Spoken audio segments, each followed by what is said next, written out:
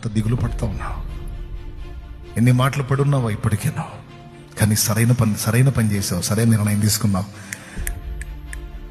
మోషే దేవుని దగ్గరికి వచ్చావును, యోసేపు దేవుని దగ్గరికి వచ్చావును, యాకోబు దేవుని దగ్గరికి వచ్చావును, సరైనోడి దగ్గరికి వచ్చావును.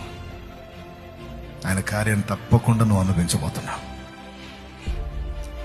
అనేవాడిని నవ్వేవాడిని నవ్వని, ఎగతాళి చేసేవాడిని చేయని, పర్లా. అవన్నీ ఉంటేనే కదా రేపు నీకు సాక్ష్యాలు. అవన్నీ లేకపోతే సాక్ష్యం ఏం చెబుతావు రేపు? అవన్నీ ఉండాలి, పడాలి, అనాలి. అన్నోళ్ళందరూ నీకు గుర్తుండాలి, వాళ్ళు ఏమన్నారో కూడా నీకు గుర్తుండాలి. ఆ బాధలన్నీ నువ్వు పడి ఉండాలి, అవన్నీ తినుండాలి. ఉంది, ఒక టైం ఉంది. Just wait.